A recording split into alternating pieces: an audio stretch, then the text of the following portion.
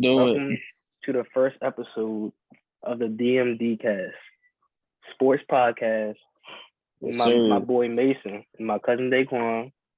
For We're sure. gonna chop it up, at least Yep. once a week to start out. Hopefully we can do two at some point in time. Get some more streams out there and grow our fan base. Hopefully we can get some monetary benefits with this joint going. And so in this first episode, first topic we have going on is the big name cut signings and acquisitions. I'm gonna let Mason start out with your list. See what you got. I say like the main one to me that popped off was definitely OJ Howard. Wasn't even on my radar to get cut. Like he wasn't either. He wasn't on my radar as well. If I'm the Bills and when you got Josh Allen as a quarterback with that prolific offensive passing, man, what you got? OJ Howard, you got Stephon Diggs, you got their other tight end, Davis, Dawson Knox. Davis too, Dawson Knox. Yeah, I was surprised because they don't really have a second tight end option after Knox. So I thought OJ was going to give him that option. Because last year, Knox played, I think he played like above 75% of the offensive snaps. Yep. So you don't really want your tight end, especially to the level of Dawson Knox, who actually produces with your team that had to play all those snaps. So that's why I was really surprised with that. Yeah, I was definitely shocked. That was like and I didn't even find out. Y'all had to tell me because I was just like, what? I thought it was a joke. I was genuinely surprised with that one, and I don't really see him signing with anybody else. Me either. No, yeah, that was. I don't really. Yeah, I mean, they might try to bring him back, but he signed with somebody. I forgot who he signed with. I was thinking maybe they liked their options that they had, but I don't know. I wouldn't have cut him. Nah, OJ Howard signed with somebody. I don't know who he signed sign with somebody. Yeah, he signed with somebody the next day after he cleared waivers. Yeah, I think it might have. Hold on, I'm gonna look this up real quick. He signed with OJ Howard. 1 second. Oh, he went to the Texans. Wow. Yeah. He went to Houston. Yeah. Wow. I actually really like that signing for Houston. It gives you like Davis Mills, Joe? I do. I think it gives him a veteran. I do too. Target. I do like Davis Mills. Him and Cook should be some viable options for him to target. Yep. Because other than that, they don't really have much, at all. Yeah. I had OJ, but I also had Philip Lindsay. I wasn't. Oh yeah, I'm not gonna was say. I was surprised to see him cut because they got Jonathan Taylor and Naheem Hines. But I didn't like I said, I didn't really see it working out. But I could see some options that him going to are the Bills and the Bucks and the Commanders. Bills because they don't really have a number one option. They got James Cook though.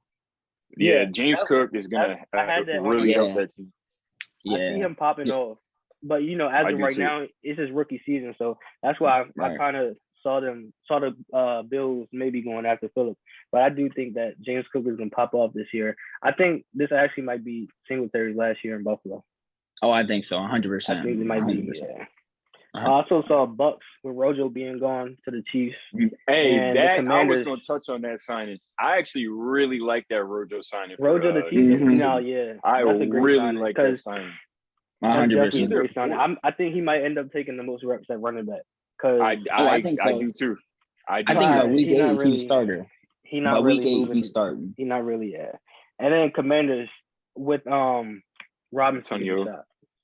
Yeah. Yeah. But you hear today, what's his name? Ron Rivera said that Antonio Gibson number 1 now. Week 5. Oh, for real? Yeah, Antonio Gibson is number 1. I don't know why they ever moved on from Antonio Gibson being a number 1.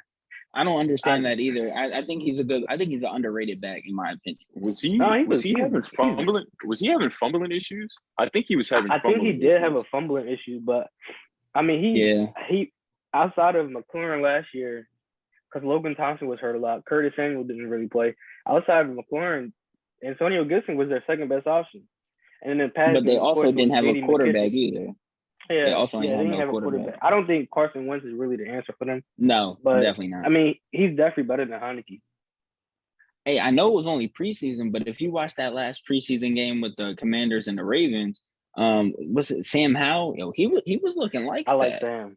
He was looking like that. I think Carson is going to excel in that offense. Really? Honestly, I think he's actually going to excel in that offense, and partly because the run game, I think, is going to help him a lot. Like, I think that run game and that system is really going to help Carson Wentz a lot. He's not going to have to push the ball down the field too much, so he shouldn't make too many mistakes. I don't know. Even man. last year, he definitely cut back on his mistakes. Yeah, I think Washington is going to be a decent. I don't think he's going to like put them above, but he's not going to lose them games. No, he's not going to lose them games. I see him pushing them to 500. I don't think. I don't even think. Nah, they're not going to be like 8, 9. Like 8, I think they're going to have a top super solid. They're going to have a super solid. Like he's going to make them solid. Like Carson Wentz is going to make the Commanders solid. But I don't think they're better than Philly, and I don't think they're better than Dallas, even with the addition of Carson Wentz. No, they're not missing. No, they're not. No, not even close. Not even close. Honestly, Giants might do better. I wouldn't be surprised if they did better. No, I don't think. No, I still believe in Daniel Jones, man. Yeah, I still believe in him. I do. He has so much. Like his talent is there. They need the offensive line. The offensive line has been a big issue for the Giants for a little while now, but they've gotten better on that front.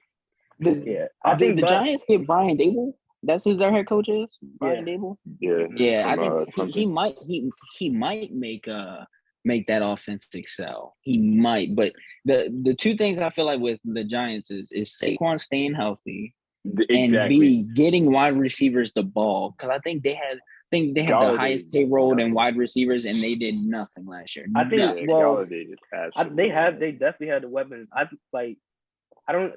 love Sterling. He's one of my favorite receivers, but I don't even think him or Kenny's going to be the number one. I think Kadarius is going to pop off as the number one. Darius Slayton. But Kadarius Tony. Kadarius. Okay, yeah. Yeah, Kadarius. Saquon being hurt doesn't help Jones at all, because they never really had that a backup running back that ever filled the shoes of Saquon. Ever. So that. Well, I mean, it's hard to focus on the run game. You can focus all your attention on the pass game. Bro. And against somebody who's never been at that high level, is gonna de-excel the progress.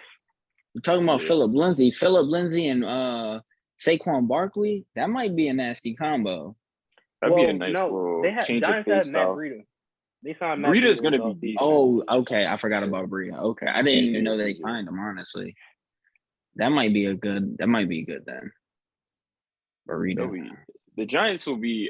I think the Giants will finish last in the NFC East. I agree. I think they'll be like a 5-win team.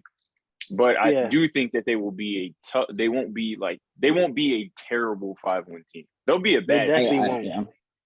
But they have playmakers. I think Kayvon's gonna they'll be like the Lions of last year. Yeah, like the Lions are gonna be interesting. Lions are gonna be better.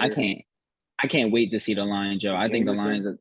Yes, I think the Lions is going to be exciting to watch.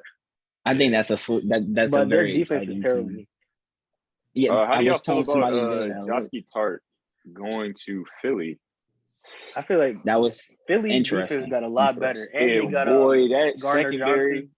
Yeah, and they got Garner Johnson. Secondary. So honestly, secondary is like that, man. Honestly, I mean Philly. As a Cowboys fan, Philly scares me, and we're gonna get into that later when we when we get into that later. I gotta say something about Philly. I think Philly's interesting.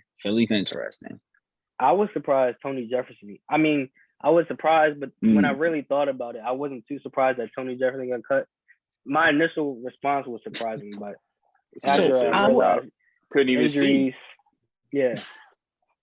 As a Ravens fan, when I seen Tony Jefferson got cut, it was like, at first it was like, damn, it was a shock, because he did a lot for us last year with how injured we were. He did a lot for this team, and we just re-signed him in the offseason to a 1-year deal, so I thought he was good. But I get their philosophy. We still got Chuck Clark, who I love Chuck Clark to death. Chuck Clark was so good last year. He was good last year. Oh, I want to move him to middle linebacker. I want to move him to middle. I really do. You want to move Chuck to middle? Yes, because I think he's a baller. He is a ball hawk. He can play defense. And last year there was a couple plays in the playbook where he actually played middle next to Patrick Queen, And Yeah. I think the pick six he had against the Rams, I think he was at middle linebacker that play too. You want him to be I like think Keanu Neal type of. Yes, I want him to do that because he's too good to sit on the bench. Yo, he's too good. He is. He's a big piece to that defense, and he's a plug and play kind of guy. So you can put him at outside linebacker in certain sense. You can put him middle, strong safety. You can have him play the slot. You can have him play down in the slot. So moving him around, I think, is the best option. Kind of like how we use Michael Parsons. Yeah, I was ready to say kind of like a defensive backfield person equivalent to Micah. That would probably be a smart move. Man, y'all should get lucky. Y'all got lucky because they said the Ravens were talking to the Eagles about Chuck Clark. Yeah.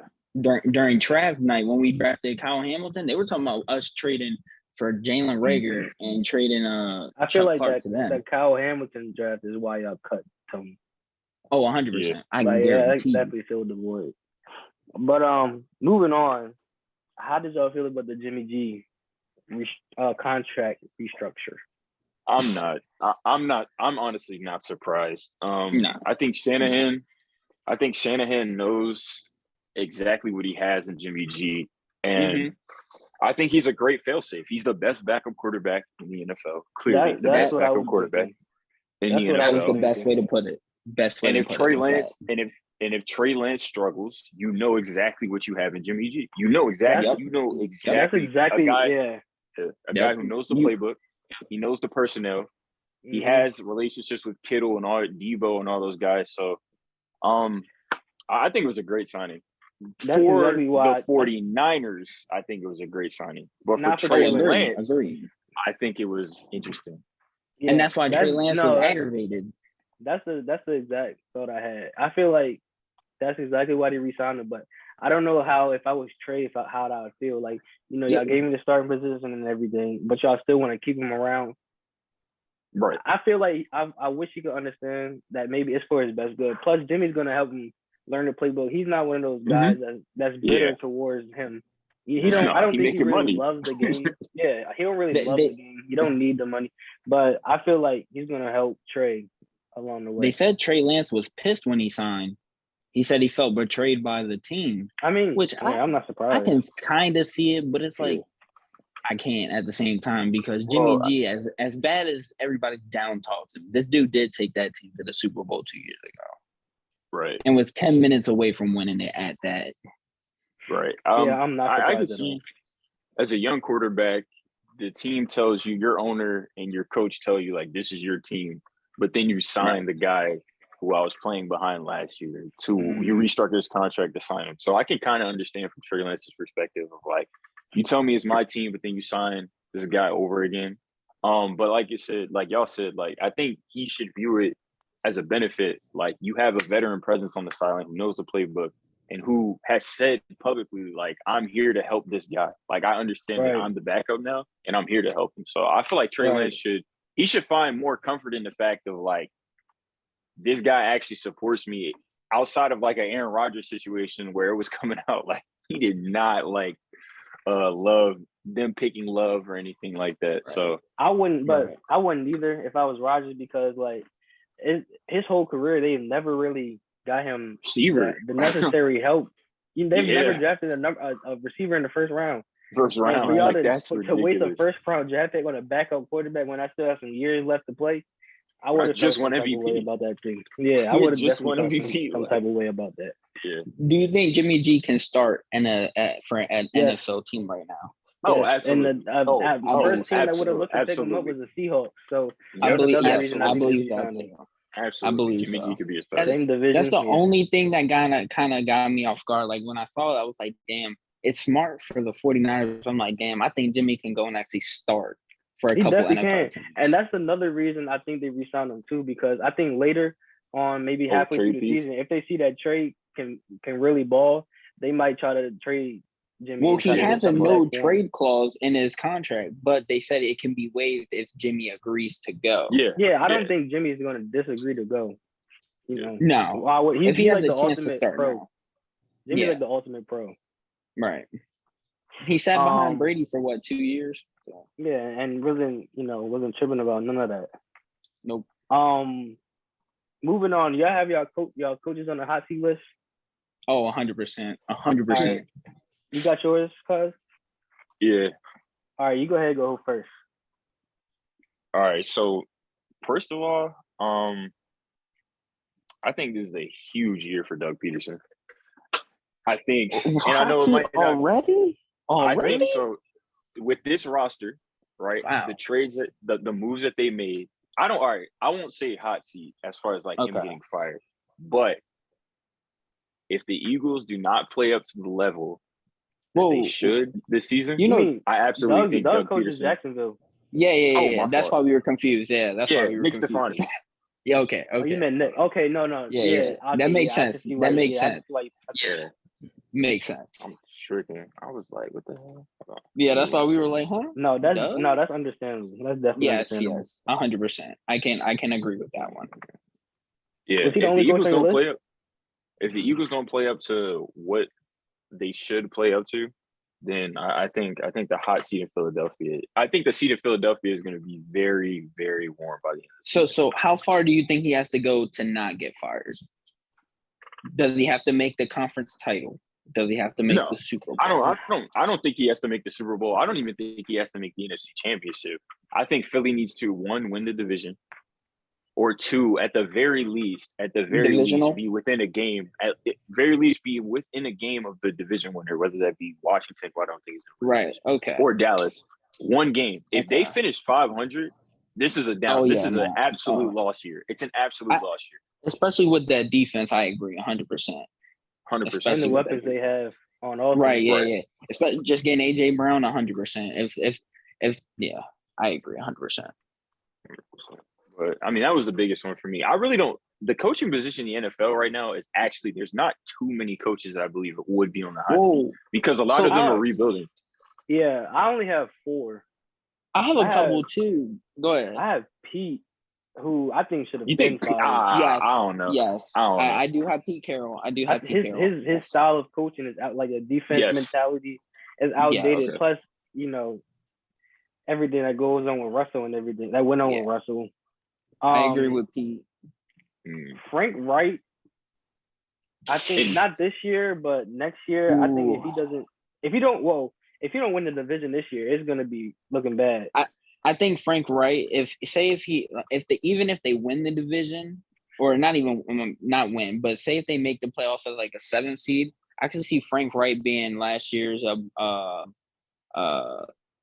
coach to get fired. Like what's his name? Brian Flores. I think I think he can be Brian Flores of this year if he barely makes the playoffs. Yeah, Frank Wright. I don't see there's no reason why the coach shouldn't make the playoffs.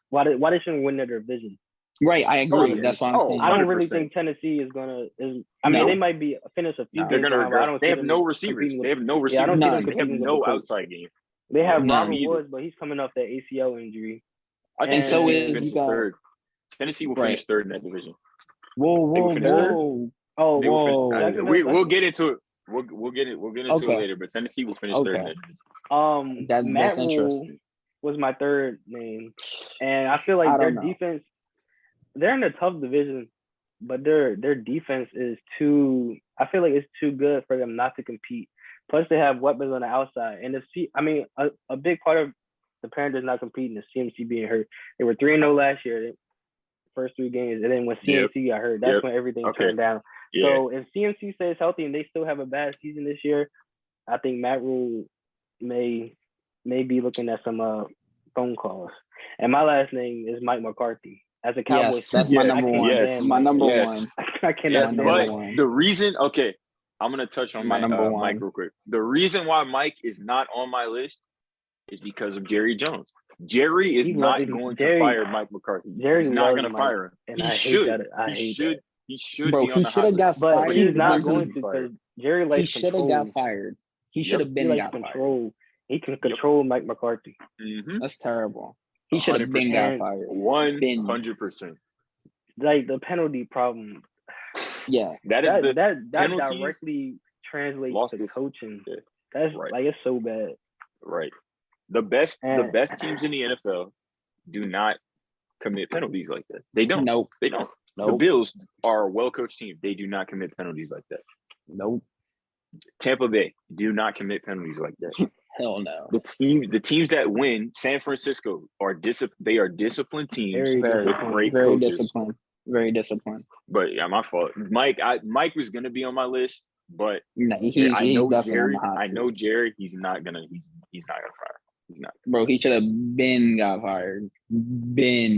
Y'all, truthfully, I'm mad that y'all didn't fire him because there's one coach that should be a head coach in any system, and that's Eric Bieniemy. And I think he would thrive in the Cowboys. He would thrive. I think Matt Rule will be fired after the season, 100%. I don't think like you do. Oh, he's gone. Like I think regardless of the Panthers are going to be one of the worst teams in the NFL. Absolutely, they have no offense. They're going to have no offense. Their quarterback, they don't have any offense. They have no reliable.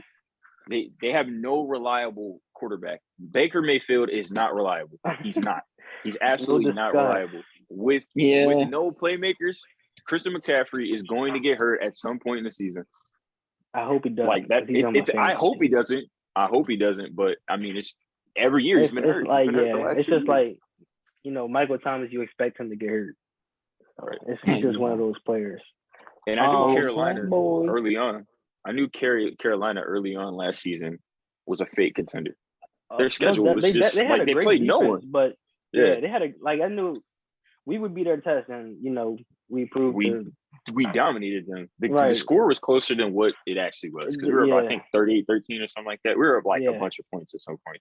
But go ahead. Mason, did you have any additional different coaches on your list? So there's one guy that I don't know if I want to say he's on the hot seat, but then again I do, and that's Kevin Stefanski.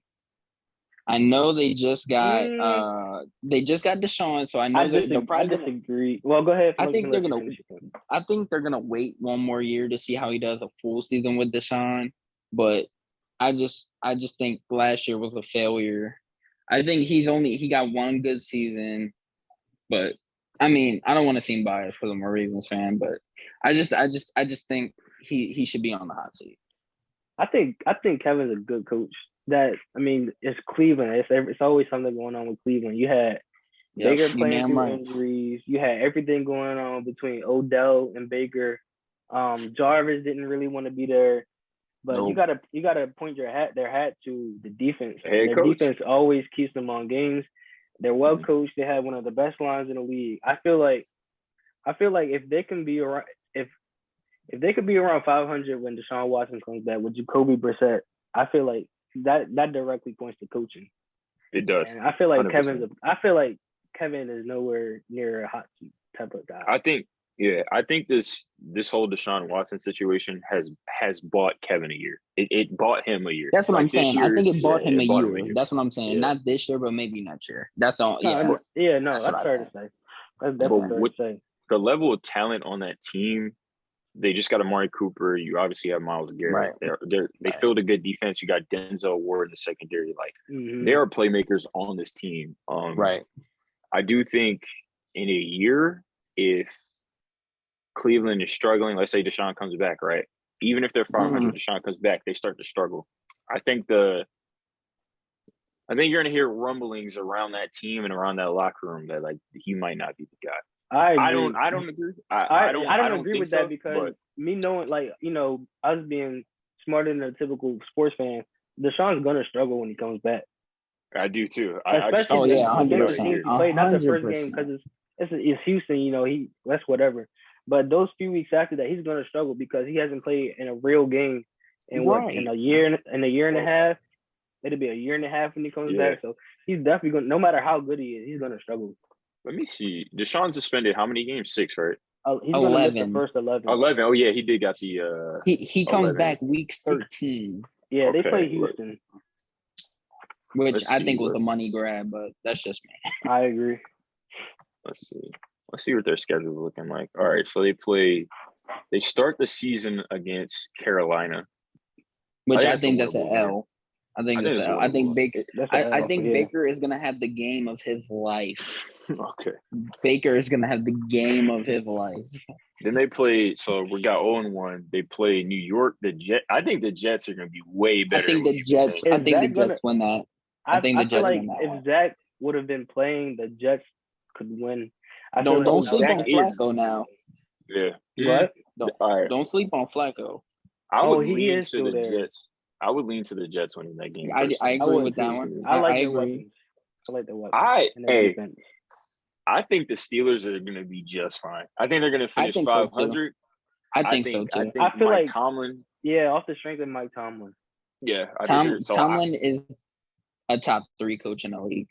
there's a top scenario here where the Browns finish. The Browns start the season 1-8, 1-9. Ooh. Because listen. So they play their first week of the season. Obviously, they play Carolina. Y'all said they'll most likely lose that game. Cool. The Jets 0-2. The Steelers 0-3. The Falcons 1-3. The Chargers 1-4. 1-4. The Patriots 1-5. The Ravens 1-6. The Bengals 1-7. The Dolphins 1-8. The Bills 1-9. Oh yeah. Buccaneers 1-10. So by the time Deshaun Watson comes back, they might have been 1-10. No, that makes sense looking at the schedule. I feel like it's highly unlikely if they had a good record when Deshaun Watson goes back. I feel like you let Jacoby finish the season off, but that's not going to happen. So definitely bring Deshaun back. Let him get those. Let him get the 6 weeks work and be prepared for next season. Yeah, but if you're Cleveland and you're 1-10 and Deshaun comes back, do you tell him go do you? But I'm not saying tank, but do you care as much to win instead of get get a top 5 draft pick? You know what I'm saying? Because you're out the playoffs. I mean, even if you like he said, if you go 1-10 when he comes back, even if you win those next 6 games, I mean you're 7. What are you 7 and 10? You're still looking at a top 15 pick. Right. I don't feel like Deshaun Watson is going to win 6 of those games anyway. No. So I feel like you let him come back. You let him get connection with the receivers, get connection with Chubb and Hunt, and then you looking to get a top draft pick for the next round. Actually, did they trade a winner pick to get Deshaun? No. They had to. They had to. 100%. That's why I was saying. Pick. You let Deshaun come back. You let him get acquainted with the offense. You let him get I forgot about that. Yeah. And you just call that year a wash. You just call it a wash. You got to call that year a wash at that point. It's just a wash. You're right. Got it. All right. Next topic is players on the hot seat. I honestly want to go first, so y'all can, drop your jaw. Yep. Pause. First on my list is Lamar Jackson. Wow. Okay. I'm not gonna say. I'm not saying that he's in trouble of losing his job or no. Stop. I'm listening. I'm listening. He's in trouble of losing his job, but I feel like playing the season without a contract that's guaranteed is risky for him, especially because he's a running quarterback and his arm isn't there. So if he gets hurt, that's really his money out the window. And I feel like his play will reflect what he gets paid. If he has a season like he did last year, when I know he missed 4 games, but before those 4 games, he threw for 16 touchdowns and 13 picks. If he has another season like that, I don't think he's going to get anywhere near the money that he wants. Next is Zeke. So I'm talking about my own. Zeke's on my list. Bad. I have Zeke. He don't even have to have a great season like his rookie year or his first 2 years.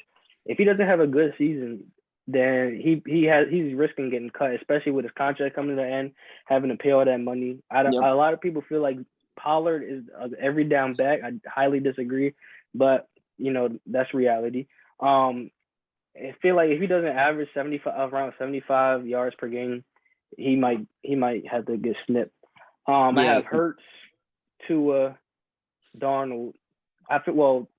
With Baker getting that starting job, I don't know what's the situation with Darnold, but I feel like I love Darnold, but he might not make it in this league. Daniel Jones, I think this is his prove it season, especially if Saquon stays healthy. And he's coming on his last year of his contract. So if he doesn't show off this year, he might not get that next deal. I have Jeff Okuda, where I feel like he's one of those guys where skill isn't the problem. He just can't stay healthy. He's only played 7 games in the past 2 seasons. That's probably one of the main reasons why the Lions defense is so bad, because they don't have that outside presence at corner. Jalen Reagor, he just got traded to Minnesota, but he has a terrible drop problem. If he doesn't improve, then I mean he's young, so he might not really be in the situation of losing his job. But let's see how he works. He's probably going to be their fourth option behind Jettas, Thielen, and KJ Osborne. So let's see how he does. And then Ryan Tannehill. If Tannehill can get the job done without Brown, I don't think he's really fit to be their quarterback. I personally think he won't even end the season starting because I think Malik Willis is way better. And that's my list. Okay. I'm actually surprised you didn't have two of the people that I got. I guess I'll go next. You said two? Yeah, go ahead. Yeah. So I had Baker. I said two of the people that I have on my list. But okay. I got Baker. I mean, understandable. Obviously, it's a huge season for Baker Mayfield. Baker can go out there, even if the Panthers don't win a ton of games, if Baker can go out there and play very good to very good, it's going to prove a lot of people wrong who believe he's completely average. I think that he's just a completely average quarterback in this league. I don't really think there's anything too special about Baker Mayfield. I do think sometimes he forgets that he's not in college anymore, and he's not one of the most athletic people on the field. But that's my personal feelings on Baker Mayfield. I believe that the style of offense that Cleveland play, run heavy, a lot of play action, is where he benefits most. And it'll be interesting to see him play in Carolina, especially if Christian McCaffrey can stay healthy, to see what those two are able to do. Next, I've got Tyreek Hill. And I'm going to pair Tyreek with Tua, and I'm also going to pair him with Patrick Mahomes. So for me personally, I don't think Tyreek made Mahomes. I don't think Mahomes made Tyreek. I think they're both equally elite players. I think they're both equally elite players. But for the vast majority of people, especially concerning Patrick Mahomes, they believe that Tyreek Hill is just the end-all, be-all for Mahomes, as if Mahomes at Texas Tech playing with far less talent still didn't put up godly numbers. But whatever. So I believe that trio. And the biggest one who's on the hot seat out of them is Tua, obviously. There's no excuse. Right. There's just absolutely no excuse for this season if Tua can't go out there and perform. You've got Jalen Waddle. You've got Tyreek Hill. You got Mike Gesicki. You got Chase Edmonds. You got Raheem Mostert. Cedric Wilson. Raheem Mostert. You got Cedric. He has a plethora amount of weapons. Yeah, the offense is set up for you to score, and you also have a stout defense. So there's no excuse this season. This is a season where we will know exactly who Tua Tagovailoa is, if he's just this weak arm quarterback or if he's a guy who can be a superstar in this league, or an above average quarterback. I don't ever think he's going to be a superstar. And then I had Jeff Okudah on my list as well. I think he's got all the talent, but I mean, God's got to stay healthy. He just has to stay healthy. So if he can't stay healthy, I think he could get cut. He's eating up space on that roster. If he can get, I think Dan Campbell's the kind of guy where if you can't be on the field, you can't be on my team. That's fair to say. What did you mean by Hill? I understand how Hill is like how him going to the Dolphins impacts on the type of season that he might have, but by him being on a hot seat, what did you mean? I don't think he's generally like Tyreek Hill is still going to be known as an elite receiver, but what I mean by the hot seat is in like the general media or like the general social media landscape or like the general NFL fan, right? Basically, how people view him. Yeah, how they're going to view him. If he's a product of Patrick Mahomes, or is he really one of these like elite plug and play receivers where you can put him in the offense and he's just going to go out there and dominate? All right, I got you. Mason? Well, I had multiple guys on my list. Like y'all said 3 of them already, so I won't say them. I agreed with Zeke. I agree with Tua, and I agree with Hurts already. So I'm not going to go through them again. I'll give you 3 more. Saquon, because him on a contract year, him always getting hurt. I feel like injury type of player, Injury, he has to prove it year. So I don't think he has to get over 1,000. I think he needs close to 1,000. If not like 17-game season, at least 15. 15 out to 17. Definitely get 1,000 scrimmage yards. Oh, 100. Scrimmage yards is different, but rushing yards, yes. But I think he just needs to look healthy. Like, yes.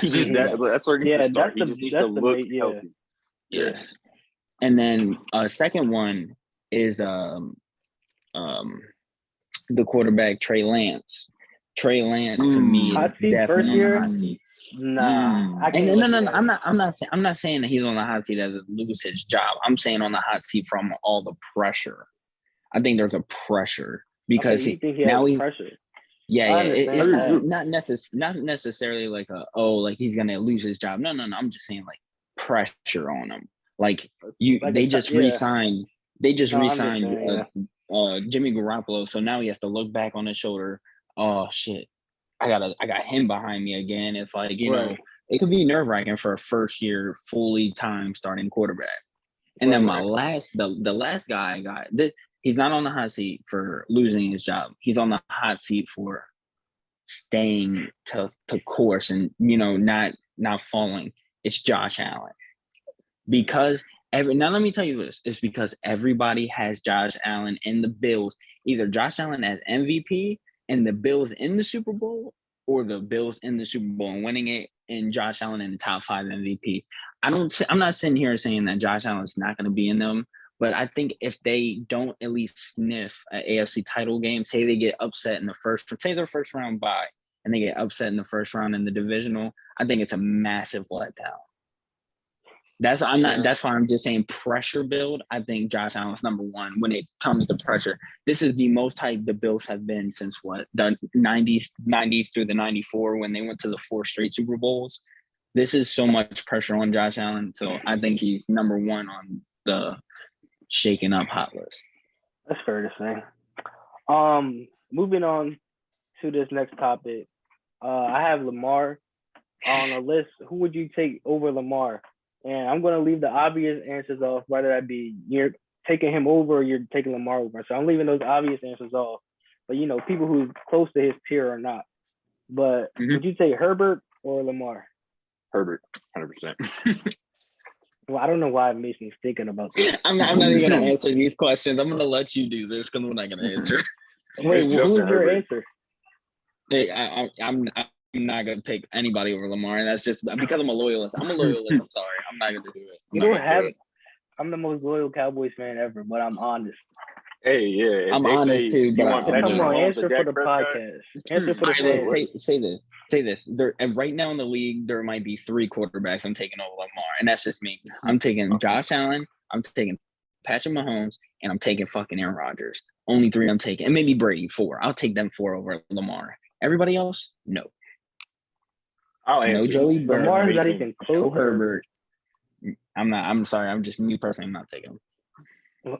Okay. You can ask me. Mason will be a lawyer. Joe Burrow or Lamar? No.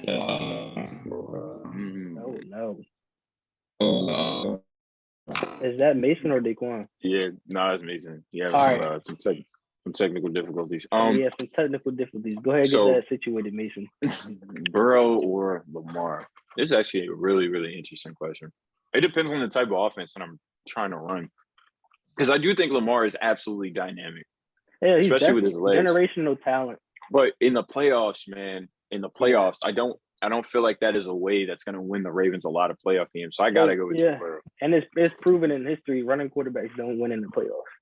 And Burrow just took a team where he got sacked 70 times, including 19 times in the postseason, to the Super Bowl. Right. Like, and the line was bad. Horrible. Dak or Lamar? I already told you my answer, so that's between y'all.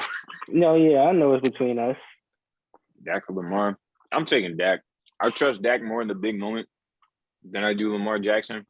I think Dak is a much better passer than Lamar Jackson, especially in those deeper intermediate routes. Mm-hmm. His pre-snaps read is definitely better than Lamar's. Right. So I'm gonna take Dak over Lamar. 100%. Stafford or Lamar? I'll take Lamar over Stafford. I think Stafford is in the perfect offense for him to excel in. But I would take Lamar Jackson over Matt Stafford. I think depending on the offense. Yeah, 100%. Typically, like if I was a coach, I'd take Stafford because I don't want to run in quarterback.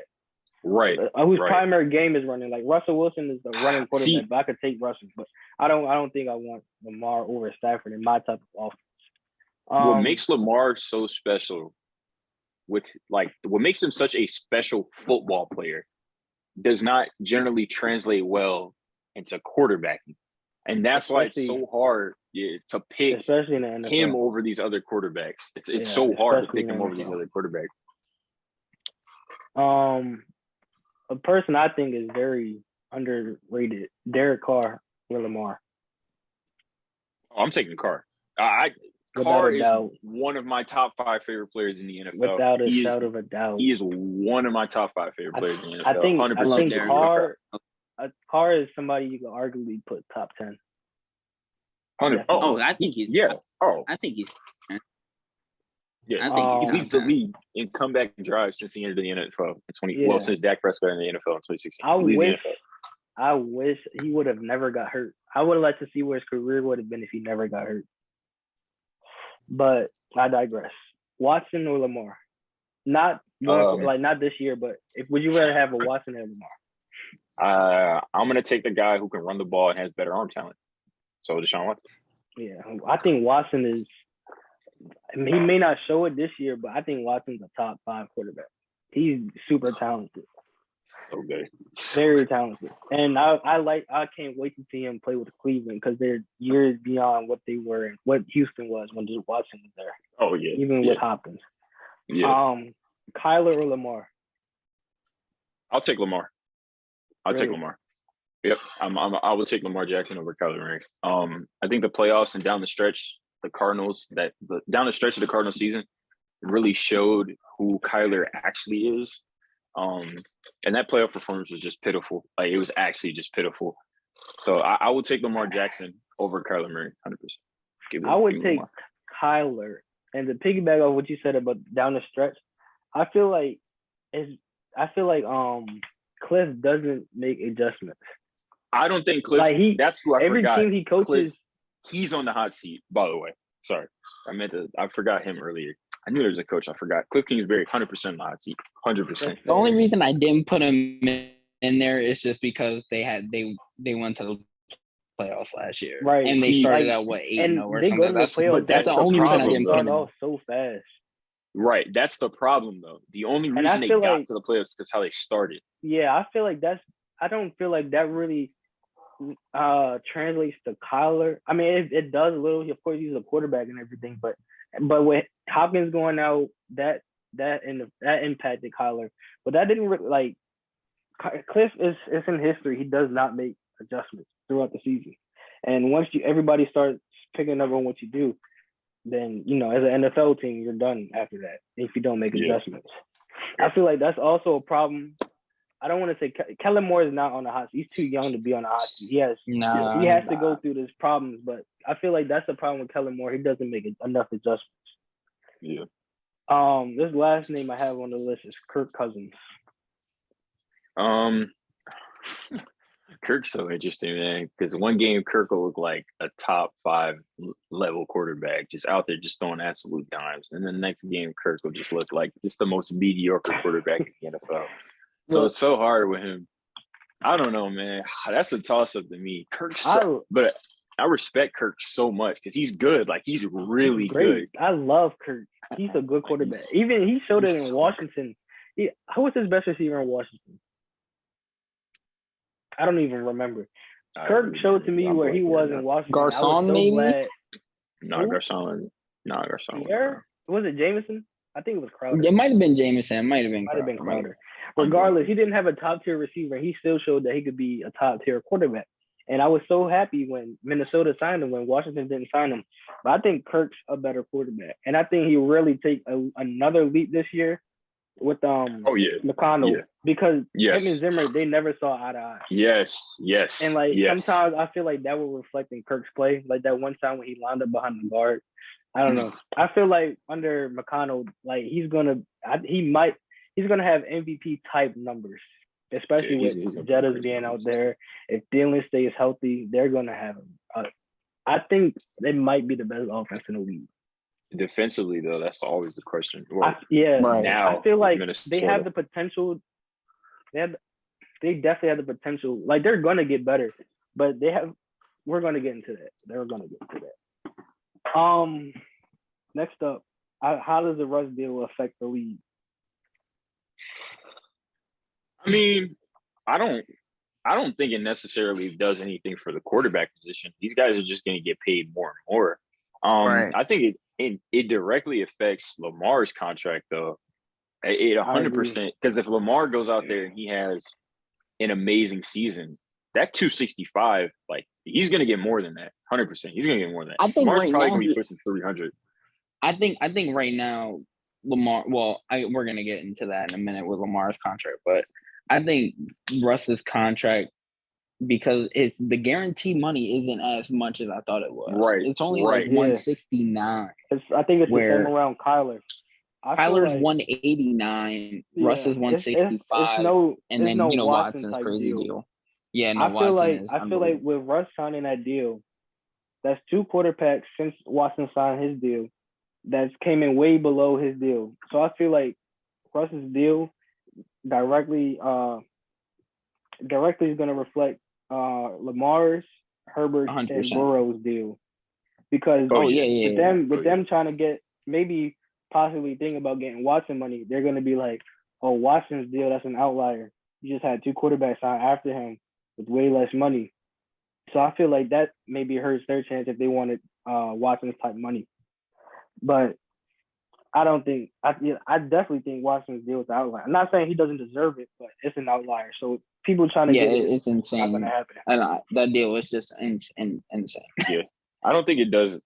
I don't think it particularly harms the quarterback market. I don't think it particularly helps the quarterback market. I just believe Denver was in such a desperate position to where they needed to fill their quarterback position, because they have the skill guys, they have the defense, they have the skill guys to win. Yeah, definitely. Russ was out there. So they were like, we have to pay this guy. Mm-hmm. I think Russ deal affects the younger guys, because the younger guys like Lamar, like Burrow, like Herbert, like you were saying, they're in their 20s, early 20, mid 20s, and Russ is 33, I believe. So a 33-year-old getting a top 3 paid guaranteed money, that definitely helps the young guys for sure. But see, the only thing I'll say to that is, these guys were all drafted to their teams. Like they've come up with these organizations, right? Right. So the amount of money, it depends on if they sign like a Patrick Mahomes type of deal where they sign like for 10, like a baseball contract. There's something it won't happen. But yeah, it's not going to happen. But no, hypothetically, like then I could see them. But I think Herbert's deal will definitely touch 250, almost 300. I don't think Burrow's going to make probably about 2. He'll probably make like low 200s. I think Lamar probably will get low 200s as well. He'll probably get like 185 to 200. I just don't see these guys getting paid. I don't see these guys getting paid as much as Russ. I think Russ is a one-off situation. I see Herbert getting paid as much as Russ. Yes, because I think he's the best one out of those guys. He's definitely easily the best out of the 3. And he gives the team the best chance of winning, despite Burrow going to the Super Bowl. But we know his situation. They had all those weapons and everything. Great defense. Right. What's your bold prediction for week 1? I'm gonna start with Mace. Oh, we weren't talking about Lamar's contract? Well, I mean, we kind of touched on it already. All right, let me touch on that real quick, and then we'll get to the bold thing. But for Lamar's contract, so obviously being a Ravens fan, I know most of the stuff that's been said. So the Ravens already offered Lamar a bigger contract than Kyler Murray. I don't know how much. Nothing was reported on how much, but they just said it was a bigger contract. Yes, but he wants more. He wants more than what they already offered him. Already more than Kyler. So they offered him more than Kyler. Now they didn't say what it was. They didn't say how much guaranteed. So right now, I don't know if you heard. Lamar said today in a press conference that his cutoff for his extension is Friday. Friday is the day. So I'm hoping that they'll get a deal done, but if not, next season. But with Lamar, he wants a Watson type deal, and I'm not mad at him for it. Like people are like, oh, he wants to get all this guarantee money. Him being a running style quarterback, I'm okay with him going after 100%. Trying to max his worth. Yeah. Get what you want. I think because Kyler got 189. I think what the Ravens probably offered him was 5 years, 250, and they came in at 200. I think what the Ravens need to offer him is a 5-year, 250, 215 guaranteed. I'm not, or 225. There's no way in hell. I'm a diehard Ravens fan. I love Lamar to death. There's no way in hell the Ravens give him a 5-year, 250 fully guaranteed. There's just no way. I feel like that would be not There's just no way. I would not. Absolutely. How old is he? 24? He's 25. He's 25. He's He just 25. turned 25. So he'll be 30 when the contract's up. He'll be 30. I mean, that's not a bad The reason it's not bad. No, it's bad for his play style. His play style, though, yeah, that's what I'm saying. The reason the reason I'm not surprised that the Ravens haven't signed him yet. If I was them, I would see how he plays this year out. If he doesn't take leaps, I understand the injury aspect of it. But if he doesn't he has to take leaps in his passing game before I'm going to throw him all this money. I hear you, but this is why if I'm the Ravens, I don't want to wait because, okay, say if Lamar comes out and he has a 2019 caliber season, not MVP, but he's top 5 in voting, and he has 30, let's just say he has 35 touchdowns and 10 or 15 interceptions with 3,700 passing yards, over 1,200 rushing yards. Let's just throw random numbers out here. And let's just say the Ravens make it to the AFC title game, but they lose. They don't make it to the Super Bowl, they lose. AFC title appearance, he wins 2 games, whatever. Lamar has a great season. And then on top of that, you see Justin Herbert or Burrow get paid before Lamar. Lamar's worth and value is just going to keep going up. That's why if I'm the Ravens, you have to sign him before the season. Because if you wait that long and he has a spectacular year, you're screwed. The Ravens they're done. Do you see that happening? I mean, come on, don't ask me this question. You're right. Thank you. I don't think they see that happening. I personally don't. No, let me tell you what our owner, Steve Bisciotti, I don't think he believes that Lamar is worth the money. And the reason I say that is because he said it. He said himself, he said, I don't think Lamar thinks he's worth that money. And Lamar came back, he was like, I definitely think I'm worth all that money. Oh, you have to say that about yourself. Well, yeah, I agree with the owner. Personally, I love Lamar as a player. I don't love him as a quarterback. So I feel like he's not worth. So if you're the Ravens, what contracts are you giving him? I feel like the max I would give him is 200 with 150 guaranteed, because what he does is he keeps you in playoff contention because how many years? 4. See that 4 years, 200 mil, 150 guarantee. I could see him taking that type of deal because he'll be 29 when the deal is over. The market goes up. I think he takes that, but he wants a 5-year deal. Yeah, the reason I say 4 is the timetable for running quarterbacks. Even Cam had it on way better than Lamar's, and I think Cam's just different because of how built he is. Because of his build. Yeah, because he's 260. Come on, he's just a freak athlete. That strengthens my point, because even Cam being so big that he was, he still deteriorated faster than a normal quarterback. His career ended faster than a normal quarterback. Even with him having a far better arm than Lamar, his arm didn't compete with the top tier quarterbacks, and that's why his career ended so shortly. Plus, he had that. I mean, his shoulder injury probably shortened his career a lot too. Because, like I said, he had a decent arm, but I feel like once Lamar gets to that 30-year-old point, if he doesn't take the leaps in the passing, then he might not be in this league for as long as he would like. I hear you. Hey, Kwame, you good? Yeah, yeah, y'all pretty much hit on everything I was saying. I would give Lamar a very similar deal to what Kyler Murray got. I believe that they're around the same level of player. I think Kyler definitely has a better arm and a better passing ability, but I believe they're around the same level of player. And I would agree that Bisciotti does not think Lamar is worth $250 million. I don't think he's not. I wouldn't pay him $250 million either. I wouldn't either. That's just me. I wouldn't either. And that's coming from me, so that's bold. Okay. Bold week 1 predictions. All right. Well, you asked me first. Let me think. All right, so I have one, but I want to say it's too bold, but no, it's one. Yeah, it's one prediction for each of us. I'm sorry, say that again. One prediction for each of us. Right. I know. I'm saying I don't want to say this bold, but I want to say it's bold at the same time. I think the Steelers going into Cincy and they put a hurting on Cincy.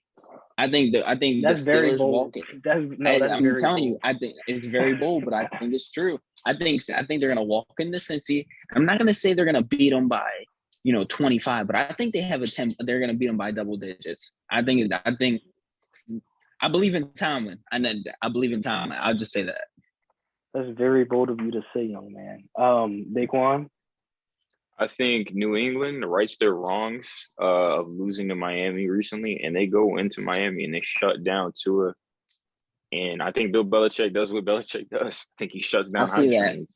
I see that. They go into Miami. Mac Jones does what he does, and I think the Patriots win 30-16. I think they win that game 30-16. I think Tua turns the ball over 2 times early on, and I think New England takes a little bit of wind. Takes a little of the wind out of Miami sails, slows them down a little bit. I don't know if I see a 14-point lead, but I agree with that. I do agree. I don't see New England winning that game. I think New England's going to take a step back, and I think New England's defense will be a top 3 defense. That's what the New England's defense is going to carry. That defense is not. Do not be surprised. Do not be surprised if New England is the second 10-win team in that division. Don't be surprised. I'm telling you right now. Do not be surprised. They've got better playmakers on the outside this season. Surprised. I don't know, man. I don't know. I feel like Matt. He's not going to lose you a game. It's not. But I don't think I love Matt. I don't think he takes. I don't know. I don't really like their team set up at all. I don't know what it is, but I don't really. I think they're going to run game and defense. The typical Bill Belichick team. It's the typical Patriots team without Tom. Yeah, the typical Patriots team. Without Tom. My week 1 prediction is, I think my boys will beat the Bucks by at least 12. And make that one is bold. And make a statement because beat Tom Brady for the first time ever. Yeah. Yeah, because he's 6-0. 6-0. Our first 2 games are really pivotal for this season because we have the Bucks and the Bengals. If we could show that we can compete in these first 2 games, that goes a long way. Especially if we can at least go 500 throughout these first 2 weeks. But I think 100%. I think Dak throws for 200 plus and 2 tugs, and Zeke is going for 100 total yards in a tug. And I was gonna say Noah Brown is gonna have at least 50 receiving yards, but that would be crazy because he's no, he can block, but he can block. That's literally it. That's it. That's pretty bad. I'm gonna go to the season predictions. Wait, hold on. You wanna because it's only they just gave the 10-minute or a couple minute timer thing. You wanna come back? There's a lot of predictions, so we can go through some of them. We should be able to go through at least MVP and another award. All right, cool. All right, who do you have as MVP, Mason? MVP of the league. Dang, that one's tough. I'm gonna have to go with good old Old Glory. I'm gonna go with Pat Mahomes. I'm gonna go. I think why? 100%. I'm gonna tell you why. It's because I think he's gonna excel without Tyreek Hill. I think Tyreek Hill is gonna miss him more than Hill.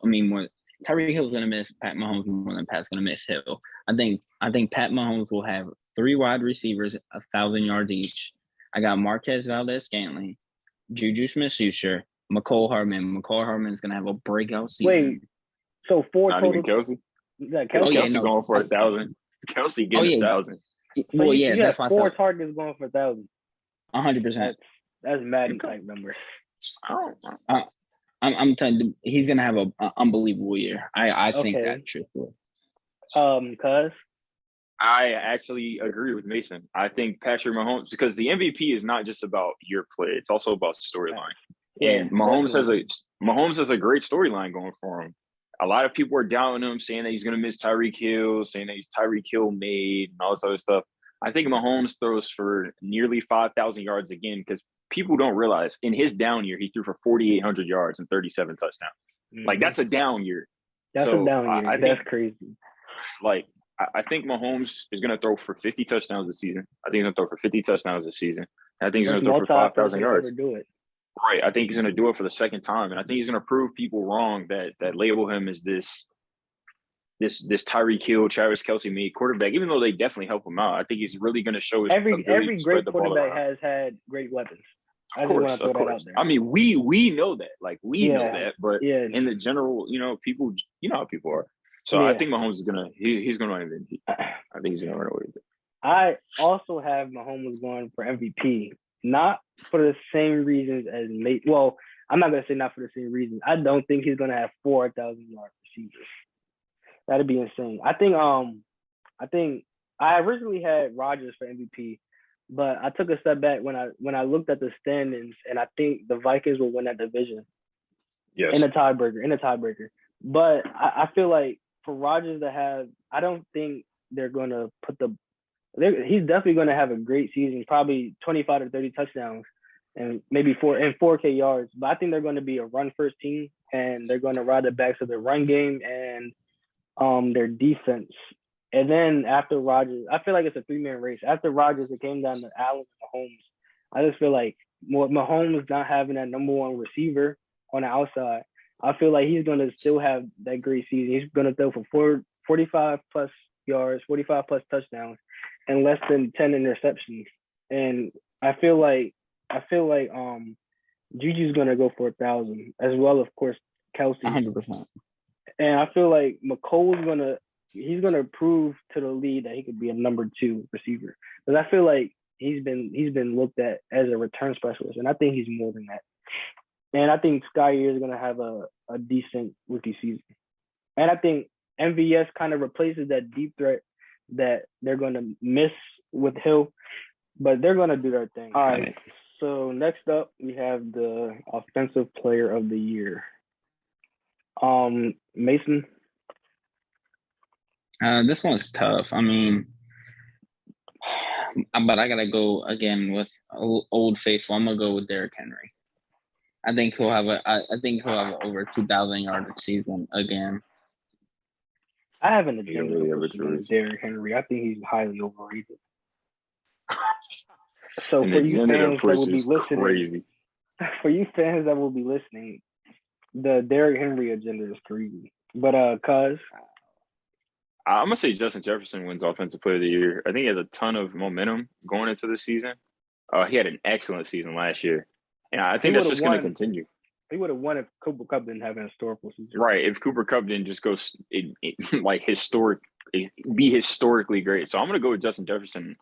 I see no reason as to why he should slow down. I think him and Kirk are just going to continue to develop their relationship out.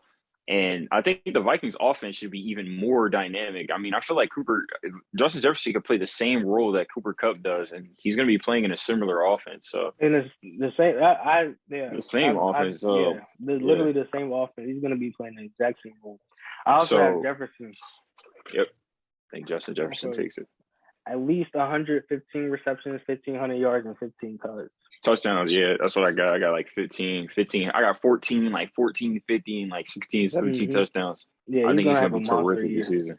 Going to have a monster year. Defensive Player of the Year? TJ Watt. I think he repeats. I think TJ Watt is the best defensive player in football. Absolutely the best defensive player in football. I think I know Aaron Donald is who he is, but I just think TJ is just a different monster right now. He's so dominant. He is just so good. I disagree with that. I think TJ falls 2. Number 1, I think who wins is Michael Parsons. Dude's an absolute monster. Parsons is a monster. I think he's going to destroy. I have Michael going first. I mean, winning it too, because he's going to anchor the best unit on the Cowboys. And he's the best unit to make the Cowboys successful. So he could have, if Watt didn't have the season he did, he would have had it last year. So. Yeah, but I think Watt's going to have another season. I think Watt is going to have another 18, 19 sacks. He's definitely 18 plus. I just think the storyline is there for Michael. I think Mike is going to have over 10 sacks and over 5 interceptions. 5 interceptions. I can see that. That's fair. I just have Michael winning because of the storyline for Micah and the Cowboys. So that's why I have him winning. Offensive Rookie of the Year. You got to give it. It's tough. It's tough. Offensive rookie. I had Garrett Wilson, but I'm kind of second guessing myself.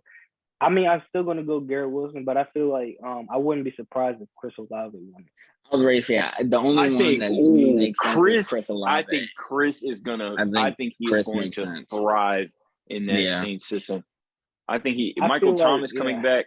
Oh man, he's going to thrive in that same system. Yeah, because I feel like Jarvis is a shell of himself. I feel like not maybe not for the first quarter of the year, but I feel like eventually Chris Olave is gonna take on that number 2 spot. And I wouldn't be surprised if he takes on the number 1 spot.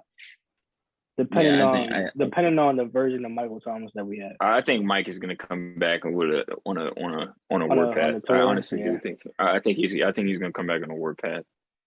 Some of the catching, I don't see why he can't. The catching yards and stuff like that that he still owns is actually just ridiculous. Yeah, it really is. He's on the top 5 of catches he can play in 2 years. Yeah. Mason, is that yours? Chris Olave? Yeah. All right. Defensive Rookie of the Year? I got Jordan Davis. Really? If it wasn't for Kayvon Thibodeau getting hurt in the last preseason game, it would have been him. But I think Jordan Davis. I got Hutchinson. I think Hutchinson is gonna have a monster year. Yeah, I agree with Cuz. I had Kayvon, but him being hurt, so now it's Hutchinson. Right. I don't think Kayvon's better than Aiden Hutchinson. I would have drafted Aiden Hutchinson over Kayvon even last season. I think Hutchinson off the ball is just he's TJ Watt-ish coming off the ball. I definitely would have drafted him over. I just feel like Kayvon's in a better situation. He had a chance to be more impactful for the Giants defense than Aiden will be for the Lions defense. I can see that. That's why I had Kayvon winning. But that's why I had Kayvon winning. But of course, Kayvon. I had feel Kayvon like too. Besides Kayvon and Aiden, I feel like the only other 2 options you could have went with was Sauce and Stingley. But them being corners, it's not as impactful. They're not. Yeah, unless they got double digits. Unless they get double digits interceptions. They have to have had at least 7. But I feel like they don't really compete with Kayvon and Aiden. Comeback player of the year?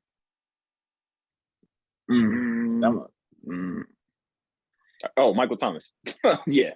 This isn't even this is Michael Thomas' award. I want to say it's Jameis Winston. It is Michael Thomas's award to lose. I feel like CMC. I want to say J.K. Dobbins just because I love J.K. But yes, I see CMC. They share too much. They share too many reps in Baltimore for him. Right. That's why. That's why. The only reason I say that it's Michael Thomas is because of the fact of, I think the Saints are gonna benefit and be much better with him than the Panthers will be with McCaffrey. The Saints are just a better team, so they're gonna have more wins, and Thomas is gonna dominate in those wins. I believe. I just feel like the only reason I take Jameis over CMC is because he's a quarterback. Only reason. I feel like Jameis not. I mean Jameis can have a 25 touchdown, 15 interception type season. I don't feel like he's gonna have that.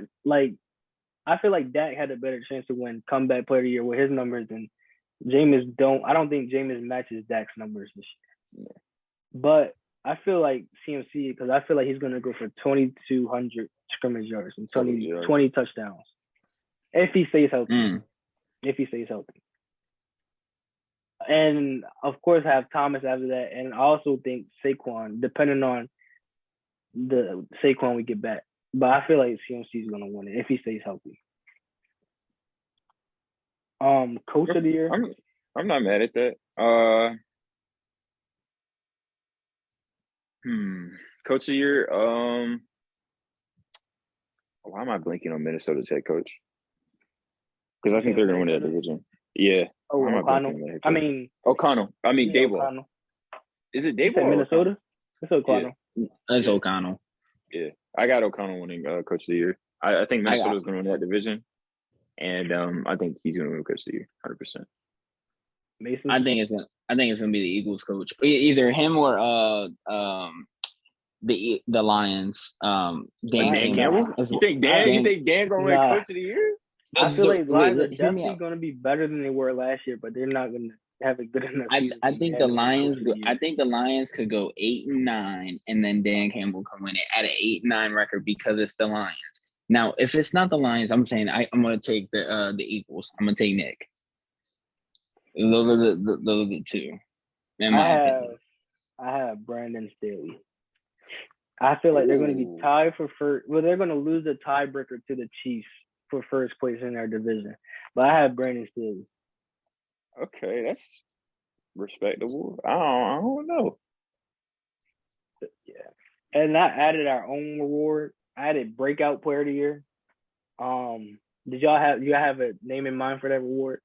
I'm going to say, I don't even know if it's going to be a real breakout because this guy was a 1,000-yard receiver before. But I think Juju Smith-Schuster is going to show that he's still like a dominant receiver, a very good receiver. That's a fair answer. That's definitely a fair answer. I think Juju is going to show like I'm not just a product. Yeah, I'm not just. I didn't just benefit. Paying him across from AB. I actually had Juju going for 1,000, but my breakout player of the year is Javonte Williams. I feel like last year they split a lot of time, him and Gordon, but I think. My boy Javonte. Mm-hmm. Yeah. I think this year he can get a bulk of the carries and really show what he brings to the table. I think 100%. Denver's gonna their division, man. We're actually about to get into this right now. Division winners. Who do you guys have for the AFC West? AFC West. I got the Chiefs. It's the Chiefs. It's the Chiefs division. I think Kansas City wins the division by 2 games over. By 2? Yeah, I think they're gonna win. I think Kansas City will go 12-5. I think Denver and Los Angeles will go 10-7. I think they both go 10-7. Chargers are going to finish last. No, third. They'll finish third, and then I think Oakland's going to finish last. Nah, I think Denver finishes last, and Oakland finishes above. So you think Las Vegas and Denver is both going to win 10? No, I think the Chargers. I have the Chargers winning 10, and I have the Raiders winning 8 games. Winning 8, okay. Yeah. I think that's going to be the best division in football. But that's definitely, yeah. I had the Chiefs winning a tiebreak over the Chargers, of course, and I think Denver is also going to make the playoffs. I think they're going to be the last wild card spot, and then of course Raiders are going to finish last. That division, and that's another reason why I think Mahomes is going to win the MVP. Because for you to be so dominant over that division, who all 3 teams have somewhat of a good defense. You have the 2 edge rushers in Denver, in LA, and Denver too. JC Jackson. Oh yeah, and Denver too. Because you got Bradley Chubb and Randy. They got Derwin James. I feel like the Chargers defense is gonna be a lot better. Like you said, Denver, and then you have every team has 2 edge rushers because Chandler Jones just went to Oakland. So now it's Max Crosby. I gotta see if he's still Chandler Jones. Jones. No, that's definitely fair to say. He's getting up there in age. But I thought for some reason I thought Mahomes, Chris Jones. Nah, Mahomes going 12-5 in that division is definitely MVP worthy. I feel like the AFC East is no comp. The Bills. Yeah. Yes, Bills. I think Bills. Hey, I'm trying to tell you, do not be so. There's a scenario. I'm big on New England. I think New England's going to be very decent this year. I'm big on New England. It's going to go Bills, New England, Miami, and the Jets. Yep. I think it's going to be. Go ahead. No, go ahead. Yeah, go ahead. I think it's going to be Bills, Dolphins, New England, and then the Jets. But I think that division is going to be more competitive than a lot of people think. Because I think Jets. I think Jets going to win like maybe 5-6 games, but they're going to be competitive, especially when Zach Wilson comes back. Yeah. AFC North. I feel like it's the Bengals division to lose. Yeah. I'm going with the Ravens. Yeah, I know who you're going with. I think, but I I agree that's the Bengals division to lose, and I agree that they'll lose it. I think Baltimore wins that division. I think the Bengals actually regress a little bit. I think the Bengals do regress a little bit. I think they come down to earth a little bit. But I think the Bengals miss the playoffs because my other bold prediction is that three teams from the AFC West will make the playoffs. I think the AFC West is 3 teams getting. Yeah. So that means that somebody out of Baltimore or Cincinnati, most likely, is going to miss the playoffs. I agree wholeheartedly with you, Daquan. I agree. I think everything you're saying. I think Bengals win the division, but I feel like the Steelers, they're always going to be good with Mike Tomlin as the coach and that defense. They're going to have. I think they have the best defense in the league, but I just feel like the quarterback. They announced Trubisky's a starter. I feel like Kenny would have been the better option. But I feel like regardless, it wouldn't have mattered. They wouldn't have been competing for that number 1 spot in the division. Yeah, 100%. But I feel like Steelers and then Browns with Deshaun being out for 11 games. They're going to be one of the worst teams in the league. The first 12 seasons, the first 12 weeks of the league, they're going to be one of the worst. That schedule was brutal. That's where I stand with Cincinnati. Well, their defense. I mean, depending on how good Chubb can carry their offense, and depending on how close the defense can keep the games for the offense to allow them to be able to run. So it's really dependent on the Browns, but I don't think they're going to be close to competing for the number 1 spot. And in the South, I feel like it's the Colts division to lose. Yes. Oh, yeah. Yes. The Colts should win that division. And I wouldn't be surprised if Jaguars finish second. I wouldn't either. That's who I have. I have the Jaguars finishing second. They have a lot of young talent on that team. That is exactly what Jerome Robinson, he came back, and they said that he's looking pretty healthy this year. Yep. I'm excited to see what that backfield looks like with him and ETN. Yep. I think Christian Kirk, he played pretty good in Hopkins' absence last year. I think he takes another leap, and I think they overpaid for him though. I think they absolutely overpaid. They definitely overpaid for him. But I think the market determines your value. Yeah, I think Doug Peterson is going to be good for what's that boy name? Trevor Lawrence. Trevor. I think Trevor will have a great. I still think Trevor's the best quarterback from last year's. I do too. Draft. He was just in a terrible situation. Yes, I agree. Everybody knew what was going down there in Jacksonville. NFC East, I had us winning. I'm kind of reluctant. I think the Eagles. I'm 50-50 on the Cowboys and Eagles. It all depends on how Hurts plays. If Hurts plays even slightly above decent, I think they win that division because they definitely have the best roster, especially with Gallup being out for the first few games and Tyron Smith being out till December. Eagles definitely have the best roster. It's just the quarterback, like that one hole is the quarterback. When your hole is the quarterback, you saw with Denver last year, that hole can be pretty detrimental. So I'm 50-50 on the Cowboys and Eagles. I'm going to go with Cowboys, though. I am huge on quarterback play. Yeah. And my runner-up for MVP is Dak. I think Dak is going to have one of those seasons where that was fourth on my list.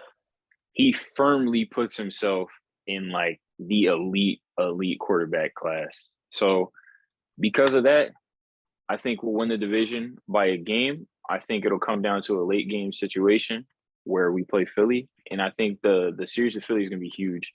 And I think we sweep both games of Philly, and that gives us the division lead. Guess what, though? My other bold prediction is was we sweep Philly. I wouldn't be surprised if we dominate our division. I think it comes down to Jalen Hurts, honestly. I think Washington sweeps and Philly end up with the same record. I think they both end up at 9-8. I think Philly looks amazing. They look great on paper. I don't think it'll play out. I don't think it'll play out the same way on the field. I don't think it'll play out the same way on the field. I think they look the quarterback. It's the quarterback for me. Like I'm gonna just to see it. Yeah, it's definitely a 2-team race in that division. Yes. But yeah, that's fourth on my. I feel like he has an easy MVP route due to everybody who's The injuries. missing, Yeah. us not having Amari Cooper anymore. If he can prove that he can still put up numbers and still have the Cowboys in first place at least 11 games, he definitely has a good case for MVP. Was your pick the Cowboys too, Mason? I got the Eagles. You have the Eagles. Record? What do you think they'll finish? How many games? And like, who do you have finishing first and second? Oh, I think the Eagles and the Cowboys all have the same record. Same record. So 11, so you think they win a tiebreaker or 12 and 5? I'm saying like 12-5, but the Eagles will have the tiebreaker. By divisional wins or by head to head? Head to head. I think y'all split, but I think however it is, like I think y'all both be 4-2 in the division because I think the Commanders will beat y'all once. And I think the Commanders will beat them once. I'm not even mad at that. I think Washington is not going to be fun to play. Like they're not going to be a team. Especially as a divisional game, they're definitely not going to be fun to play because they run the ball really. They run the ball really good, and they have a good defense. And then Carson has talent. Like he has talent, so he has the ability to just make plays. Some boneheaded plays every now and then. Yeah, that's why I'm not too keen on them. He's like a worse version of fucking Kirk Cousins. He's not as talented as Kirk. But yeah, he's like a Walmart version of Kirk. Yeah, he's a Walmart version of Kirk Cousins. 2017. That was 5 years ago. 6 years ago, actually. Yeah. NFC West is the best division in the NFC. I think 49ers win that. I think they run I had Cardinals winning. I took 2 steps back on them. I think they finished third, not too far behind Rams. I think Rams finished second. And I think 49ers finished a game above the Rams. I feel like Rams will take a step back. And Seahawks, I think they get lucky if they win one game. Honestly. They might win one game. They're so bad. That team is terrible. Horrible. It's and 1-16 just looks really bad. You might as well go 0-17 now. Yeah, that's terrible, man.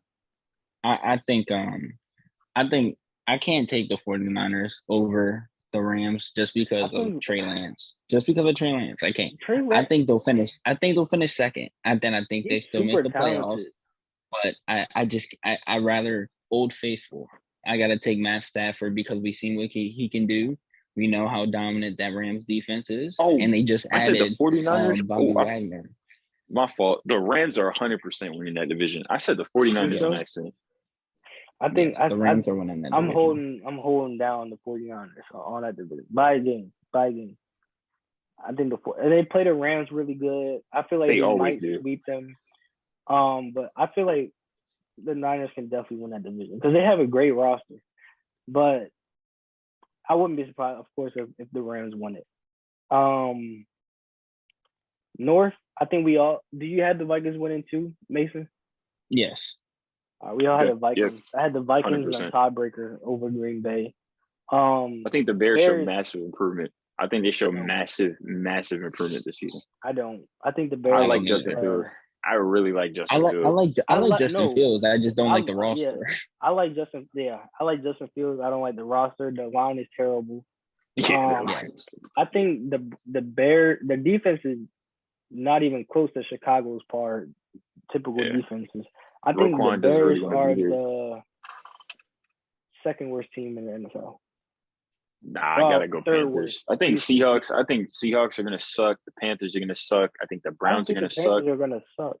They're gonna suck, bro. The Panthers are going to suck. I think the Falcons are gonna be better than what people think. The Falcons I think they're gonna have a fun offense to watch. Panthers. If I was a betting man, they'll be better than the Panthers. I think the Falcons are gonna be better than what people think. Calvin really they're gonna have a fun offense to watch. But yeah, Vikings tiebreaker over Green Bay. I think the Lions won about 6 or 7 games to get third, and Bears may win maybe 3 or 4. And the South, I had the Saints winning with everything. Brady, he lost 4 starting linemen. Godwin was gonna miss a few games, but he's questionable for this week, so he might be back sooner than expected. So I'm gonna go back to. I can't like it's Brady. Yeah, I think this is last season. I think he's gonna blow with a bang. So I think they outnudged. I think they outnudged New Orleans by a game. Yeah, I think not head to head. The Saints play the Bucks really well. I think Brady. Yeah, I think they get like maybe a game on the Saints. A game lead on the Saints. 10 and 7. Panthers like maybe 7 wins, and then I have Falcons 4 off the strength of their offense. Because Drake London and Kyle Pitts are going to be really fun to watch. Really fun. I feel like Calvin coming back. No, he's not. Oh, he's suspended, right? Oh, for the whole season. Yeah, he's out for the whole season. Yeah. If Calvin was playing, I think they finish above the Panthers. But depending on how Cordero looks, if he has another season like he did last year, they're definitely gonna be fun to watch. Jay Lennon, Kyle Pitts, and Cordero Patterson. I think Mariota and Ritter splits a lot of time. I like Ritter a lot. I liked him when he was in college. Who's your Super Bowl matchups? So coming out the NFC, I have got the Tampa Bay Buccaneers. I think Brady gets back to Super Bowl. I got the Bucs. I think Brady gets back to the Super Bowl. I think they beat in the NFC Championship. I think they beat the 49ers in the NFC Championship. So I got Brady versus Mahomes. I think the Chiefs go back to the championship again. I think the Chiefs go back to the title again. I think their defense is going to be better. I think their offense is going to be better and more dynamic. I think their offense is going to be more dynamic. Because if you look at it, like, people don't – the way that teams guarded Mahomes and them. They just played back because they were so scared of Hill's speed. Yeah, exactly. It definitely could be more dynamic. I forgot who I told, but I said Mahomes is going to be harder to play against because they're not going to be dropping everybody back, and he's really going to pick defenses apart. My Super Bowl matchup, I think Rodgers is going to go. I think he's going to surprise everybody. Oh wow! I think the Packers are going to go to the. Yeah, I think the Packers are going to go. I think we get our Mahomes Rodgers Super Bowl that we want. I think everybody wants to see that. True. Every football 100%. game. And I wouldn't be surprised if the Bills went to the Super Bowl. I feel like they're going to have a great year. I think Gabe Davis is going to take a step up. They got Jamison Crowder as their third receiver now. I'm holding back though because when Trey comes back, it depends on how Trey looks. If he's not, not even a shell of himself, I feel like they can't make the Super Bowl. Right. But they're definitely my second. I wouldn't be surprised pick if they made the Super Bowl. Mason. So I'm gonna give you 2, just because I'm a Ravens fan. I have to say it. I'm gonna say Ravens and Bucks just because. You have a crazy agenda. You have a crazy agenda to push. Listen, guy. That's just that. You know how I am. The other one is gonna be, of course, the Chiefs. I'll put them in there again, and I'm gonna go the Eagles and the Chiefs in the Super Bowl, and I have the Eagles beating the Vikings in the NFC title game. Eagles. I'm not gonna lie, that's crazy. I am high on the Vikings. No, I'm high on the Vikings too, but the Eagles is what's crazy to me. And the only reason I think the Eagles beat the Vikings is defense. Because I would take the Vikings offense over the Eagles. Improved. But the Eagles defense is better than the Vikings. Their defense definitely improved. I don't think they don't have the talent enough to stop Vikings offense. I think very few defenses do. It'll be better than the Eagles-Vikings matchup a couple of years ago when the Eagles just torched the Vikings. Yeah. When Case Keenum was there, just torched the Vikings, man. I'm high on the Eagles in the NFC. I truly am. I think I'm not. If you look at the format from the 2017, 2018 Eagles when they won the Super Bowl, they addressed every need that all season, and they did that again. And then they went out and got AJ Brown. A better quarterback. Even Wentz was a better quarterback for that team. No. Because he could throw the ball. I don't believe it hurts.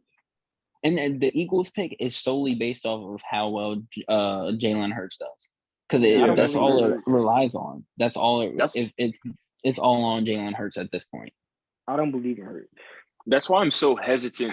See, the difference between – because I feel like the Eagles and the 49ers are very similar teams. Like, they're very dangerous. Very similar. But the reason why, even with San Francisco, even with Trey Lance starting, right, he's unproven and stuff like that. But even with him playing, I know what they are going to play like. They're going to be physical. They're going to play great defense.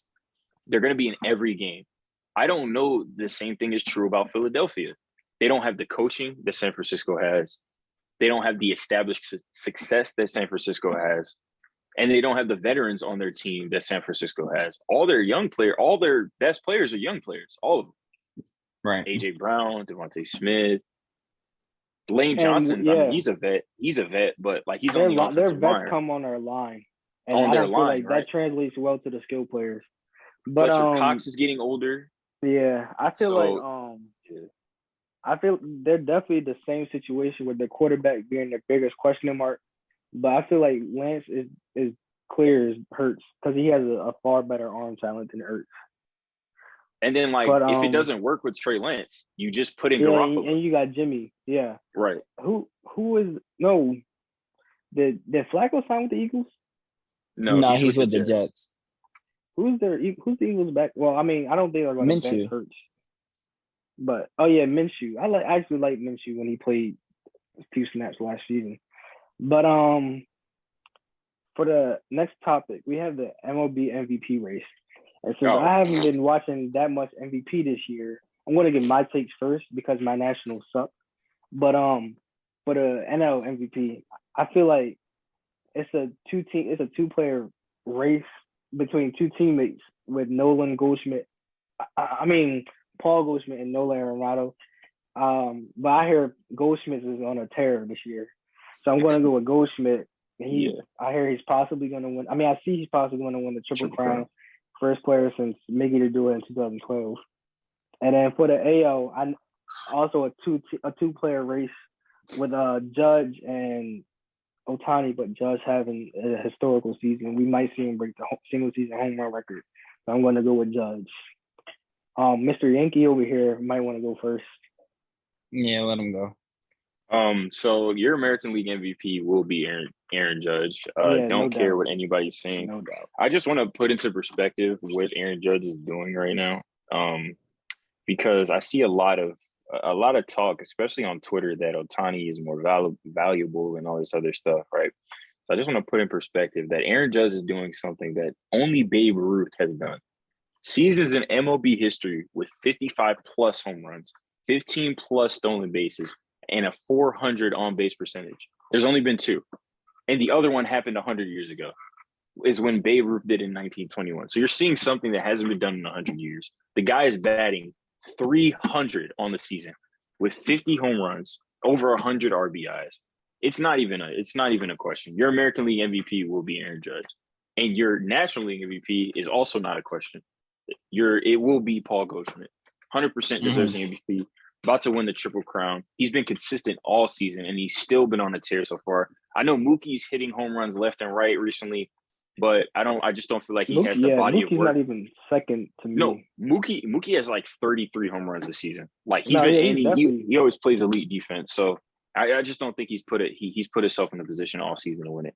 So those will be your MVP winners. I don't think it's necessarily close either. I think both guys should win going away. Yes, I have to fully agree with both of you, and I will add they will both be unanimous because I don't think not they'll be close. Yeah, I agree. I think they will be. Ohtani's not even in Judge's level. Let's be real. Ohtani will get votes. It's going to be the same story every season. I'm trying to tell you. In the American League, Ohtani will get votes because it's because he has that dual aspect. He pitches and he bats. He will get votes every season. A guy could bat 400 with 60 home runs, and Ohtani could go and win 10 games as a pitcher and bat 275, and he would still get votes. 100%.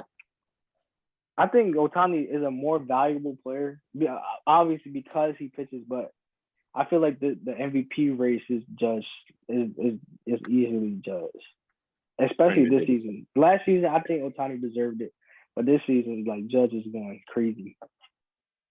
The dude is about to break the all-time, the real home run record, like of a non-roided baseball player. I just don't. Yeah. Like he's a physical specimen, especially in the sport of baseball. They walked him they walked Aaron Judge 3 times today. They walked him 4 times, and they walked him 3 times in game 2 against the Twins. Yes. Bro. Like that, teams aren't crazy. They don't want to. They don't even want to pitch. It makes it more crazy that you're walking him because y'all still have hitters outside of him. So the fact that y'all willing to put him on base, man, that's bad. All right, next topic. Donovan Mitchell being traded to the Cavs really surprised me because I didn't see it coming. It was out of nowhere. Right. No one did. I figured he was going to get traded. I didn't think it was going to be to the Knicks, but I definitely thought he was going to get traded. I feel like Jazz is definitely in a rebuilding state, but the Cavs really came out of nowhere. So I actually knew that they were talking. I got the update on Saturday that Saturday night something came across my phone being a Cavs fan. Oh, the Cavs are in semi-serious talks with the Jazz for Donovan Mitchell. But then I got the other update right after saying the Cavs said no Jared Allen, no Darius Garland, no Evan Mobley involved in the trade talks. So I'm thinking like, oh, they're gonna stall out. Man, did that not disappoint? Daquan, what was your first reactions to it? I mean, it was everyone's first reaction. Like Cleveland, of all teams, all offseason, you heard, the Knicks. Yeah. It was really just the Knicks. Heat. Knicks and Heat were the only two I heard. Right. Well, for me personally, I never thought Miami had the assets, the trade assets, or the player assets to actually trade. Because, I mean, Bam, you're not trading Bam. You're not trading Bam. I don't feel like Jazz is going to take Jimmy, especially in a rebuilding situation. Who's your best option after that? Hero? I feel like you're not trading. Yeah. You're not trading Mitchell for Hero. I think, Right. How do you think Cleveland pans out with Mitchell in their lineup? So you're looking at a starting lineup of Garland, Mitchell, Okoro, Mobley, and Allen. I mean, I think we're a top 5 team, arguably top 4. I mean, I agree. I think Cleveland will be a top 4 seed in the East this season. I think they could be as high as 3rd. I think they could be as high as 3rd seed. Philly? Yes. I think they could be as high as 3 in the East. Yes, I agree. Depending on the version of James Harden that Philadelphia gets. Now, I don't think James Harden will be. Philadelphia. Philly is. I don't think he'll be 28 points or whatever, but if he can be 23 and 10, efficient look good 23. And efficient, right? And look good. Efficient 23. Right. To me, there's only 2 teams I have better than the Cavs on paper. It's the Celtics, who I think would be number 1 seed, and then the Bucks. Those are the 2 teams I believe 100%. Are better. I feel like I think Cleveland, they're gonna have a top tier offense. But their defense is gonna defense is gonna be atrocious.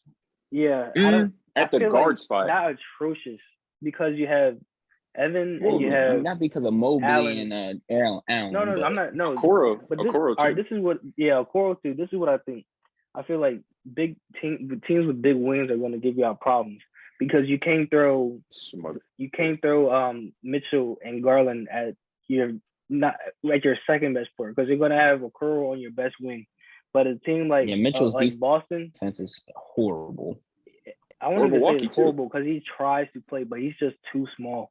A team like Boston, you throw, and they're going to give them problems on a defensive end too. But a team like Boston, you throw Tatum, you probably throw Okoro on Tatum, but I feel like Okoro can't really guard Tatum anyway. And then who's going to guard Brown? You know what I'm saying? Who's going to guard Brogdon off the bench? I feel like teams like that. Well, we got LeVert coming off the bench. LeVert is a strictly offensive player. Well, I don't mean, even yeah, think right. Okay, so Cleveland right now, right? We got to put their expectations into. We got to pan out their expectations, right? So Cleveland right now should not be looking to make the finals. I don't believe No, that should be their. absolutely not not. right now. They should be No. They should looking be to looking get to to at compete. least the second round. Second round, like at least get to the second round right now because all their players are young. Even Mitchell was relatively young. Yeah. So you No, got Mitchell Mitchell is. young, I think Mitchell's younger Garland than young, Allen. right? Garland young, Jared Allen's still pretty young, Evan Mobley's young, right? So what they need to be looking for is, hey, Curl's young. top 4 seed, get to the beat somebody in the first round, get to the second round. Anything after that to me is a win. If you're a Cleveland Cavaliers fan, it's the icing on the anything feel after like- that is a win. I feel they don't even.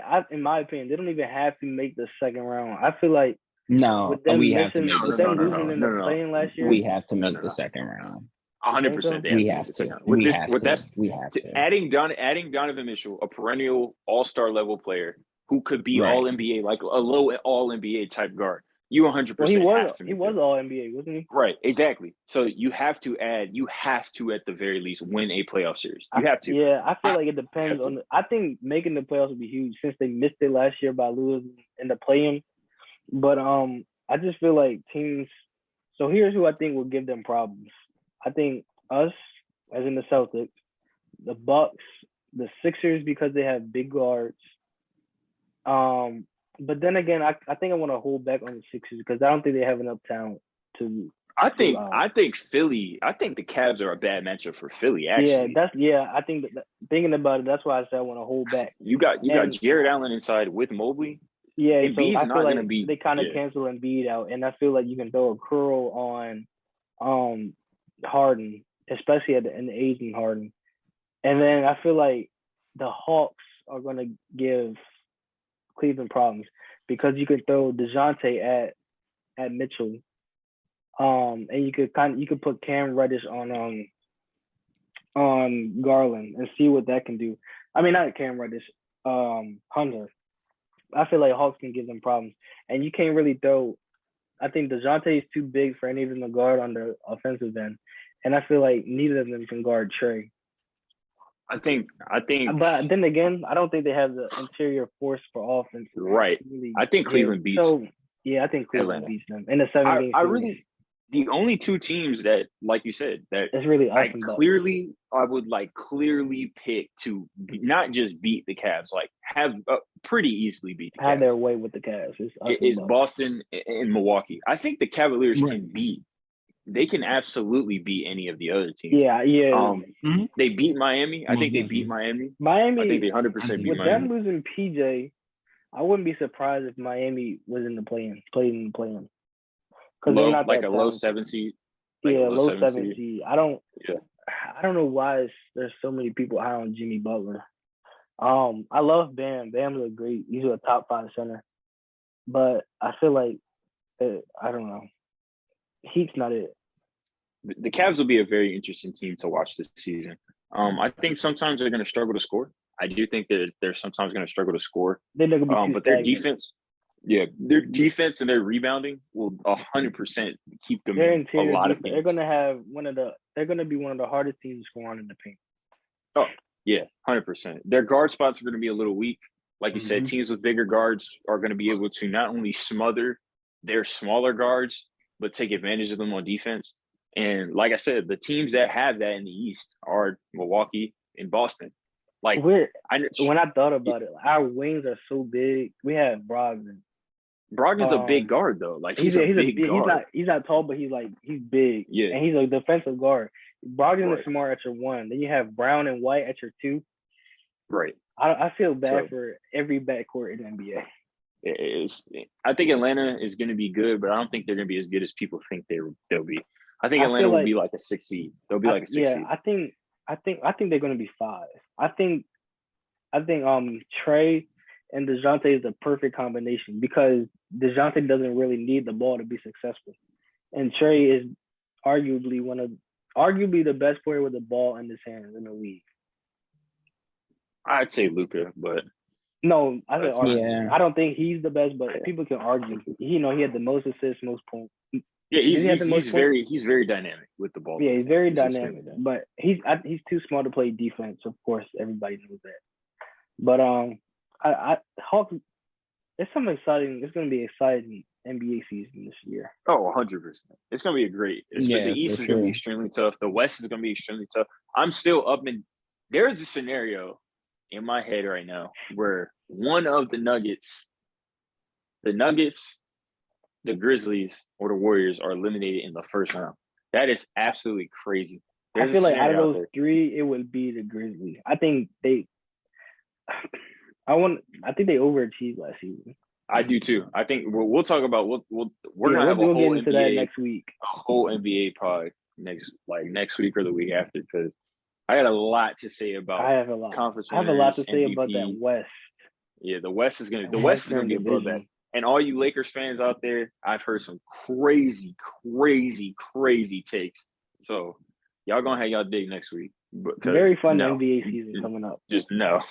You know, biggest winner though, low key from that Cavs, the Jazz. Danny Ainge did what Danny Ainge does. They are gonna have so many picks from the Rudy Gobert trade, and now from they have more than OKC now.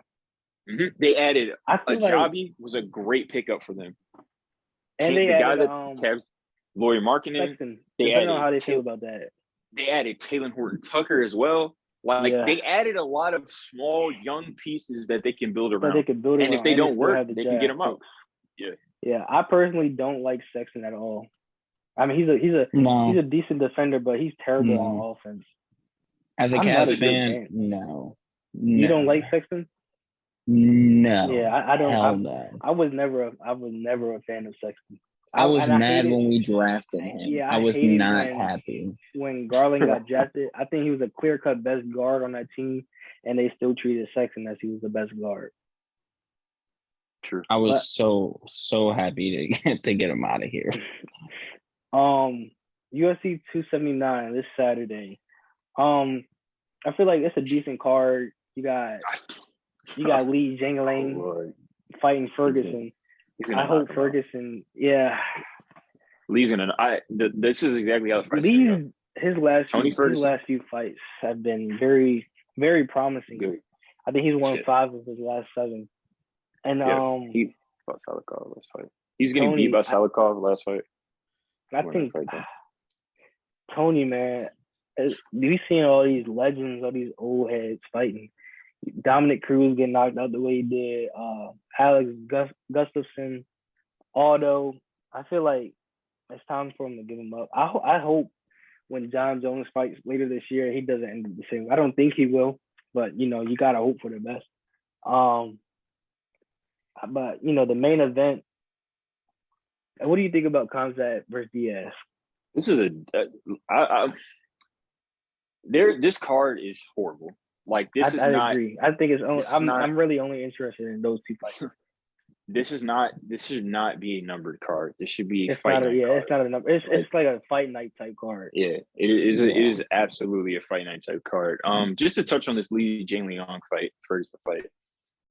I think the fight Tony Ferguson, because even against Michael Chandler, he looked good. Like he looked good. He dropped Michael Chandler early on in the fight. He was looking great. He was looking very good. He was leg kicks. He was landing some elbows. Like Ferguson was looking good, and I told my friend this a couple years back when Tony fought Gaethje. There are fights that change people in the octagon.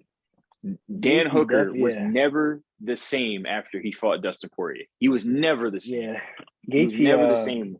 Gaethje changed Ferguson that night. He changed him that night. His chin got significantly weaker, and people don't realize this. Tony Ferguson always had like a weird style of defense. He's not very technically sound as far as defensively in his striking. And I think against a guy like Li Jingliang, who's very explosive, who has a ton of knockout power, I think he's super talented. It'll be very similar to the Michael Chandler fight, where Tony Ferguson will come out early. He's going to land a lot of teeps. He's going to land a lot of leg kicks, stuff like that. He's going to probably catch Lee, but Lee is going to explode and he's going to knock him out. He's going to hit Tony and he's going to knock him out. And another thing is Tony moving up to welterweight. He hasn't fought welterweight since 2009. Right. So I feel like that weight jump, he's not going to be. I don't think he's going to be prepared for that power that Lee's going to bring. So that's another reason I see this fight not faring too well for him. I feel like this should definitely be his last fight. But knowing Tony, I don't think it will. I don't think it will be. Unless he gets knocked out like he did against Michael. For the Khamzat and Diaz fight, it's gonna be bad. It's gonna be really bad. This could be really bad. But I do see one situation where Diaz can win. I feel like if Khamzat gets too comfortable and Diaz catches him with a jab or something, he might be able to knock him out. But I don't really see that happen. But that's like the only situation I think Diaz can win. This fight will be over within a minute. That is how I look at this fight. Khamzat is going to come out and he's going to pressure, like heavy pressure, Nate Diaz into the cage. He's going to pick Nate up. He's going to slam him on the ground. And he's going to punish him on the ground. And he's going to submit him. That is how the fight's going to go. I think he's going to put him in a wrestling clinic. I think it's going to at least go 3 rounds. I wouldn't be surprised if it went all 5. Because Diaz is, he's a warrior. Nah, I'm sorry, man. It's under a minute. Khamzat is... He's great. Khamzat's great. Like, I think Dana was super petty. Khamzat picked Li Jianliang up like a child. Oh yeah, he made that fight look looking at Dana and was talking. Now imagine what he is going to do to Nate Diaz, who is significantly longer, so his body weight is spread out over a much larger distance. So he's gonna be a lot easier to pick up. Like I think it's over. It's gonna be a fun this is a fight bad to watch. fight. Like this is just a terrible. No, fight. It's definitely a bad fight for Diaz, but it's gonna be fun because it's Nate. Yeah. It's gonna be fun because Nate's gonna get beat up, but the fight that they need to make, put Nate Diaz against Conor. Like just have Nate fight Conor for the 3rd time. It's perfect timing for both of them. Neither one of them has won a fight. Like neither one of them are title contenders anymore. Just have those two fight each other. That would bring in money.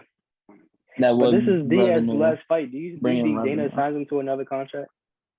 I mean, do you think Dana signs him to another contract? No. No. I don't either. I think he's sick of Diaz. I heard he's about to start another fight league or whatever. Yeah. I think he's sick of Nick. I think Nate should go do I think he should go do like celebrity boxing. I think he should go and do like the whole Jake Paul, Logan Paul thing. If I was Nate, I would start talking shit to the Paul brothers and then see if they give you a fight. Because you're gonna make more money than that. That would be fun to watch. Yeah. How do you feel about Jake versus Silva? Yeah, Anderson Silva is gonna. Yeah, Silva I is going to that's show actually my why Jake this Paul. week in sports. That's my this week in sports. Right, I feel like Silva. Since you started, I'll start. But I feel like he finally gets a boxing match with somebody worthy enough. I feel like Woodley, people get caught too much on his power. He wasn't really a good boxer. He had a strong jab. He's probably one of the strongest jabs ever in welterweight. But I don't think he was a good boxer. Of course he was a wrestling technique, but Anderson, I think he's gonna really work Jake, and I'm excited to see Anderson fight again. Yeah. This will be a clinic. I think it's gonna get very bad for Jake Paul.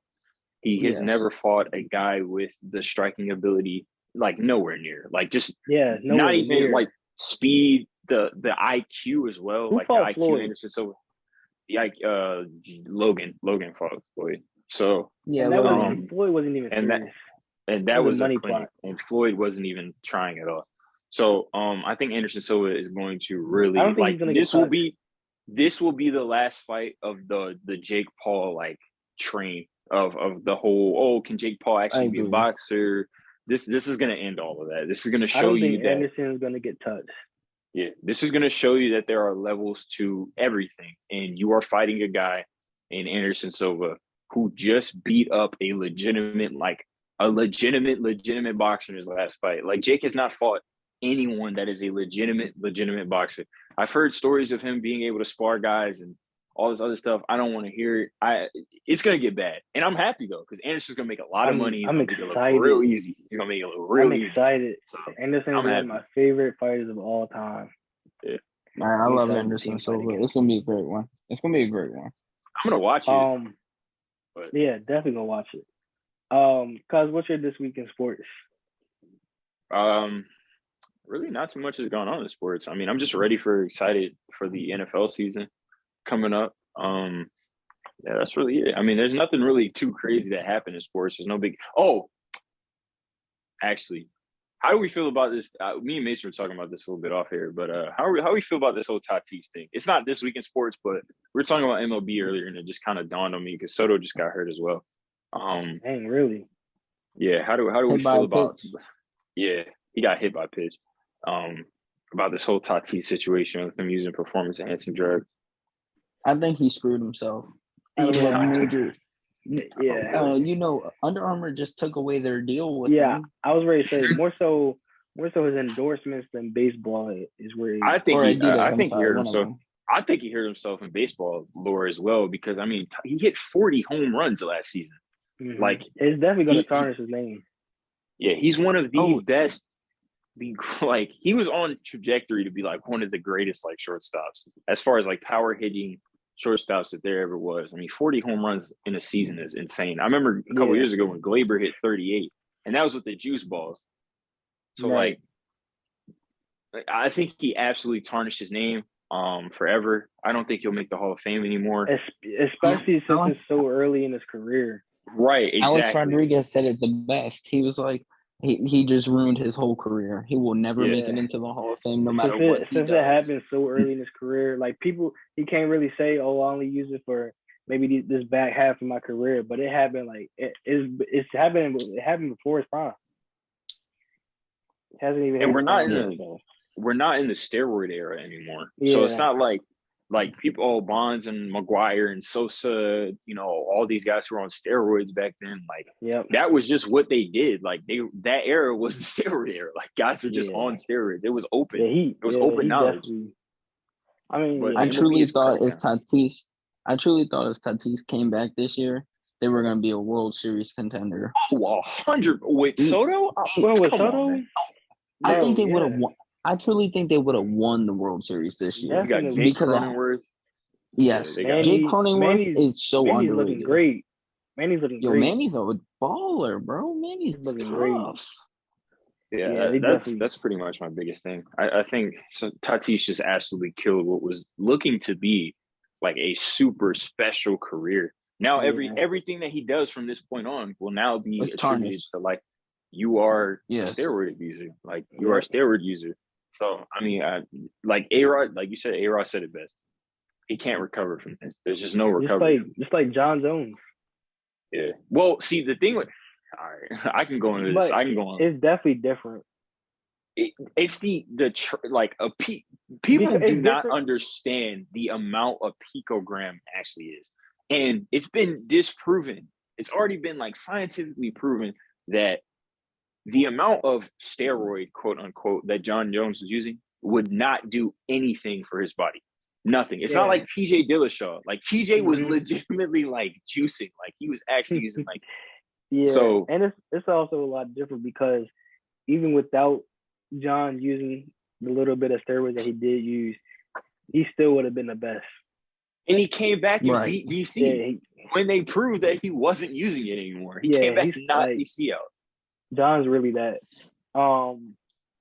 Mason, what was your week in this week in sports? Nothing much. I mean, big shout out to Big Weave, and VMI doing their thing, getting on national television. Gotta shout out our boy. But another thing is for this week is F Bama, let's hook 'em, Quan. I'm not even a Texas fan, but F Bama, baby. Yes, sir.